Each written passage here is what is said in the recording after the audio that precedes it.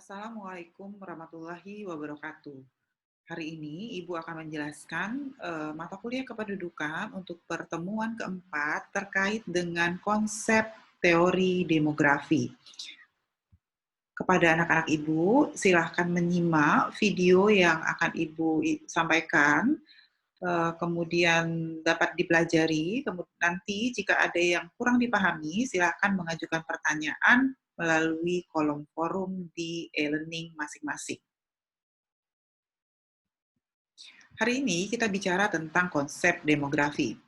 Ya, demografi mungkin sudah diketahui semua, berasal dari bahasa Yunani, yaitu demos dan graphein. Demos artinya penduduk dan graphein artinya menulis. Maka ilmu demografi itu ada ilmu tentang penduduk atau population study untuk mengenal jumlah, struktur, dan perkembangan penduduk. Ilmu yang mempelajari secara statistik dan matematik tentang besar, komposisi, dan distribusi penduduk, serta perubahan penduduk melalui 5 komponen demografi, yaitu kelahiran, kematian, perkawinan, migrasi, dan mobilitas sosial.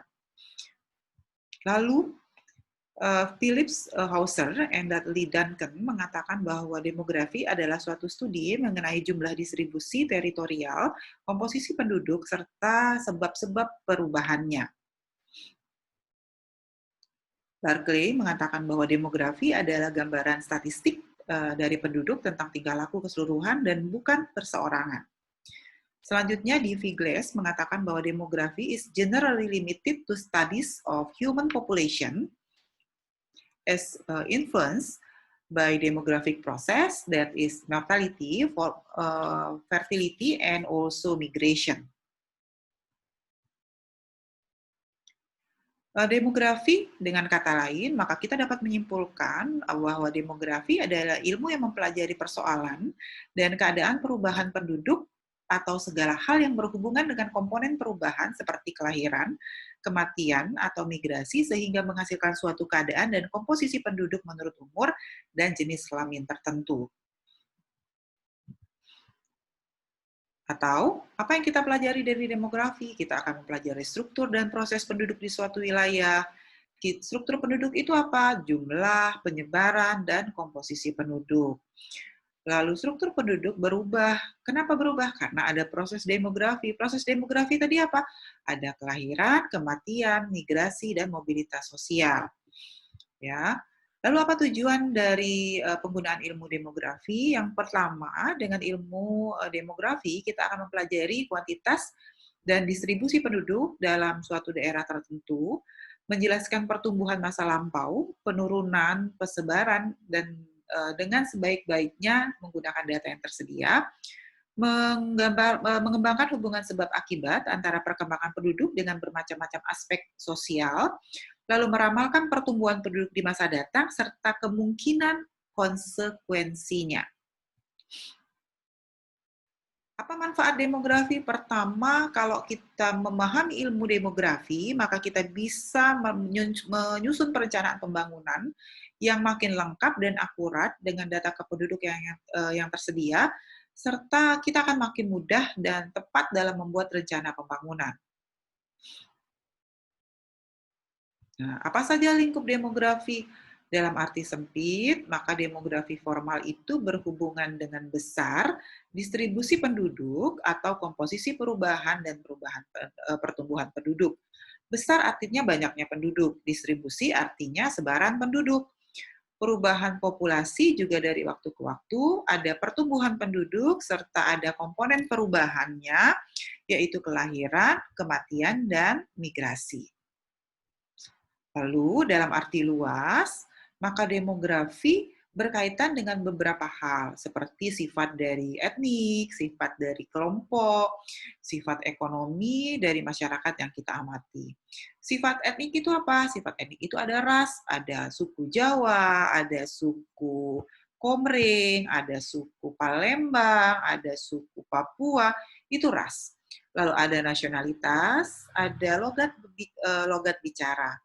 Lalu sifat sosial apa? Sifat sosial itu adalah cara perkawinan, status kekerabatan, ya, ada kelahiran, ada pendidikan, dan lain-lain. Juga ada sifat ekonomi, berdasarkan status pekerjaan, misalnya ada pimpinan, Ada manajer, ada pekerja kebun, kemudian berdasarkan lapangan usaha, ada yang bekerja di sektor pertanian, ada yang bekerja di sektor industri, ada yang bekerja di jasa. Lalu bisa membagi kelompok penduduk berdasarkan penghasilan. Ada yang penghasilan rendah, ada penghasilan tinggi, ada penghasilan sedang, ya. Jadi itu pengelompokan penduduk. Kita masuk ke teori kependudukan. Kenapa kita mempelajari teori kependudukan? Kita ketahui bahwa pertumbuhan penduduk sangat cepat, ya. Bahkan minggu lalu sudah saya sampaikan bahwa perkiraan manusia mendiami dunia itu sekitar 200 triliun. Pertumbuhan bahkan penduduk sampai dengan abad ke-17 itu lambat, pertumbuhan penduduk sampai abad ke-17 itu lambat hanya 500 juta orang, tapi masuk tahun 1980, 1930 pertumbuhan penduduk itu dengan cepat naik 2 kali lipat. Sudah kita bahas minggu lalu ya, jadi bagaimana pertambahan penduduk yang awalnya bertambah 1 triliun perlu waktu sekitar 100 tahun, masuk ke tahun 1990-an, minggu lalu kita bahas, kita hanya perlu waktu sekitar 20-30 tahun untuk menambah penduduk sebesar 1 triliun.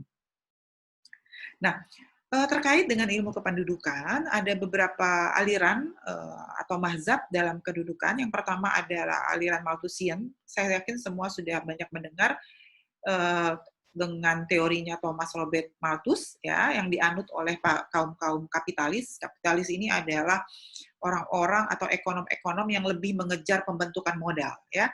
Lalu ada aliran Neo-Malthusian. Ini adalah New Malthusian, artinya Malthusian baru. Jadi mereka juga kaum kapitalis, pengikut dari Robert Malthus, adalah Gerd Hardin dan Paul Ehrlich. Kemudian ada aliran Marxisme. Ya, biasanya Marxis ini dianut oleh negara-negara sosialis, ya, seperti Jerman itu sosialis. Ada Karl Marx, ada Friedrich Engels, dan ada teori kontemporer yang dikemukakan oleh John Stuart Mill, ada Arsène Dumont dan Émile Durkheim.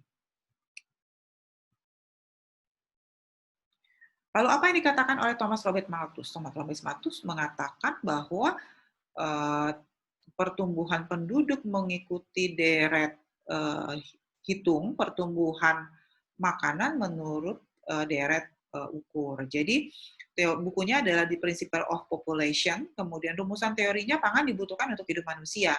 Kebutuhan nafsu seksual akan tetap sifatnya sepanjang masa dan kebutuhan penduduk sesuai dengan deret ukur dan kebutuhan pangan sesuai dengan deret hitung. Nah, ini kira-kira apa beda antara deret ukur dan deret hitung. Pertumbuhan penduduk itu akan 1, 2, 4, 8, 16, 32, jadi kelipatan perkalian 2-nya. Sementara pangan itu pertambahannya hanya 1, 2, 3, 4, 5, 6, dan seterusnya. Nah, artinya apa? Pertambahan jumlah penduduk itu jauh lebih cepat daripada pertumbuhan pangan. Jika kita tidak hati-hati dalam mengelola penduduk, maka akan ada satu fase di mana pertumbuhan pangan tidak bisa mengikuti pertumbuhan penduduk. Nah, untuk mencegah hal tersebut, maka sebetulnya Malthus menyarankan beberapa teori, yaitu preventif teori, teori pencegahan, dan positif teori. Apa itu preventive checks atau preventive teori? Preventive teori adalah pengurangan penduduk melalui penekanan kelahiran. Ya, preventif teori tadi terbagi menjadi moral restraint dan vis-nya. Moral restraint adalah segala usaha untuk menekan nafsu seksual. Kemudian nanti kita akan melakukan dampaknya terhadap pengurangan kelahiran seperti dengan pengguguran, alat kontrasepsi, kemudian ada homoseksual, promiscuity, dan adultery. Lalu ada positive checks, adalah pengurangan penduduk melalui proses kematian, yaitu vise itu artinya apa ya, kejahatan gitu ya, mungkin kita lakukan segala jenis pencabutan nyawa sesama manusia, seperti pembunuhan anak. Kemudian ada misery, yaitu segala keadaan yang menyebabkan kematian seperti epidemi, bencana alam, kelaparan, dan peperangan. Pembatasan pertumbuhan penduduk tadi ada preventive checks, penekanan kelahiran, dan positive check, yaitu proses kematian. Tadi sudah disampaikan ini moral restraint, mengekang nafsu seksual, penundaan pernikahan, kemudian pengurangan kelahiran dilakukan dengan homoseksual. Ini sebetulnya tidak boleh dilakukan di Indonesia gitu ya, walaupun beberapa negara maju juga melakukan hal yang menyetujui adanya homoseksual, tapi untuk di kita tidak secara karena negara kita sebagian besar adalah Muslim, maka Muslim melarang mengenai homoseksual, ada promiscuity, ada adultery, dan ada penggunaan alat kontrasepsi. Di kita, untuk pengurangan kelahiran itu lebih banyak dilakukan menggunakan penggunaan alat kontrasepsi. Jadi kita melarang adanya pengguguran kandungan, kita melarang adanya homoseksual, dan promiscuity juga, termasuk juga adultery. Lalu positive checks itu adalah proses kematian, di mana kita menekan pertumbuhan penduduk dengan melakukan pembunuhan anak, pembunuhan orang catat, dan pembunuhan orang tua. Mohon maaf, ini sebetulnya pernah dilakukan oleh negara Cina tahun 1980-an. Lalu ada melakukan proses kematian, tetapi dengan cara yang di luar, tidak disengaja, misalnya ketika ada epidemi, ada bencana alam, ada peperangan, ada kelaparan, dan ada kekurangan pangan. Lalu apa kritik terhadap teori Malthus? Nah, tadi Malthus itu kan dia mengatakan bahwa pertumbuhan penduduk itu jauh lebih cepat daripada pertumbuhan pangan. Nah, Malthus tidak memperhitungkan adanya kemajuan transportasi, kemajuan teknologi yang menghubungkan satu wilayah dengan wilayah lain. Artinya, ketika satu wilayah kekurangan pangan, maka wilayah yang kelebihan pangan itu akan mensuplai pangan dari wilayah yang berlebihan. Malthus juga tidak memperhitungkan kemungkinan teknologi. Artinya, sebetulnya kekurangan pangan yang dianut oleh Malthus itu tidak perlu terlalu dikhawatirkan karena ada teknologi yang bisa mempercepat pertambahan produksi pangan. Malthus tidak memperhitungkan usaha pembatasan kelahiran bagi pasangan yang sudah menikah. Artinya, jumlah penduduk yang kata Malthus meningkat secara cepat, itu sebetulnya tidak akan secepat itu, karena kita bisa melakukan pengontrolan kelahiran, dan fertilitas akan menurun apabila terjadi perbaikan ekonomi dan standar hidup penduduk. Lalu, aliran neo-Malthusian mengatakan tahun 1871 menulis buku namanya Population Bomb, bom penduduk, kemudian direvisi menjadi Population Explosion, yang berisi bahwa sudah terlalu banyak penduduk di bumi, kemudian bahan makanannya terbatas dan lingkungan rusak karena populasi naik. Nah, makanya mereka disebut neo-Malthusian. Kenapa? Karena neo-Malthusian ini sebetulnya mirip dengan pendapatnya Malthus yang mengatakan bahwa walaupun ada teknologi, walaupun ada pembatasan kelahiran, saat ini jumlah pangan sangat terbatas dan jumlah penduduk sudah terlalu banyak di muka bumi. Kemudian hasil analisis New Malthusian tadi dilengkapi oleh Meadow tahun 1972 dengan bukunya The Limit to Growth. Meadow menarik hubungan antara variabel lingkungan, yaitu antara penduduk, produksi pertanian, produksi industri dan sumber daya alam, serta polusi.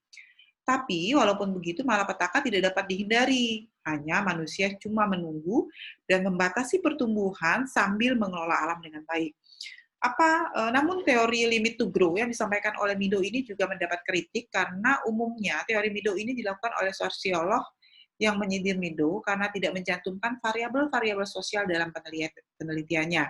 Karena itu, Mesarovic dan Pestel tahun 1974 merevisi gagasan Meadow dan mencantumkan hubungan lingkungan antar kawasan. Lalu Marxis dengan Karl Marx yang kaum sosialis ya, kaum sosialis itu adalah RRC, Korea Utara, Vietnam ya. Populasi manusia tidak menekan makanan, tapi mengaruhi kesempatan kerja. Kemelaratan bukan terjadi karena adanya percepatan pertumbuhan penduduk, tapi karena kaum kapitalis mengambil sebagian hak para buruh. Semakin tinggi tingkat populasi manusia, semakin tinggi produktivitas. Jika teknologi tidak menggantikan tenaga manusia, sehingga manusia tidak perlu menekan jumlah kelahiran menurut sosialis. Ini berarti ia menolak teori Malthus tentang moral restraint untuk menekan angka kelahiran. Teori ini dibenarkan oleh negara-negara sosialis seperti RRC, kemudian Korea Utara, dan Vietnam. Nah, ini adalah teori perkembangan kependudukan kontemporer, terbagi menjadi dua bagian besar, ada fisiologi dan sosial ekonomi, serta ada teori teknologi. Oke, teori fisiologi dan sosial ekonomi yang dikemukakan oleh Stuart Mill, filosof dan juga ekonomi Jerman, asumsinya bahwa laju pertumbuhan penduduk itu akan tetap melampaui pertumbuhan makanan, manusia mempengaruhi perilaku demografi, manusia prioritasnya tinggi, cenderung ingin keluarga kecil, kemudian standard of living adalah determinan bagi fertilitas. Kekurangan pangan dapat diatasi dengan migrasi dan impor. Lalu selanjutnya Arsène Dumont, ahli demografi Prancis, bukunya The Population of Civilization. Arsène Dumont ini mengemukakan teori kapilaritas sosial, social capillarity theory, yaitu kecenderungan seseorang untuk meraih tempat yang lebih baik atau lebih tinggi. Misalnya, seorang bapak pasti akan menginginkan anaknya mendapatkan nasib dan kehidupan yang lebih layak dari dirinya. Hal ini harus diiringi dengan kemampuan sang anak, termasuk pendidikan. Tidak mungkin keluarga besar akan mampu menyekolahkan anaknya, jadi keinginan ini akan menekan fertilitas. Teori ini berjalan dengan baik di negara dengan demokrasi tinggi, tetapi tidak berlaku di negara sosialis. Lalu ada sosiolog Prancis juga, Emile Durkheim, yang mengeluarkan teori evolusi Darwin dan Ibnu Khaldun. Wilayah dengan tingkat kepadatan penduduk tinggi akan muncul persaingan yang keras antar sesama anggota untuk mempertahankan hidup. Masyarakat tradisional terdapat persaingan hidup yang kecil dibanding masyarakat industri. Kemudian Sadler atau Michael Thomas Sadler mengatakan bahwa jika kepadatan penduduk tinggi, maka daya reproduksinya akan menurun. Sebaliknya, jika kepadatan rendah, maka reproduksinya akan meningkat. Doubleday, kelebihan pangan merupakan determinasi reproduksi, sebaliknya kekurangan pangan merupakan penunjang reproduksi. Lalu yang kedua tadi ada teknologi. Kelompok ini muncul untuk menolak pesimistisnya Malthus.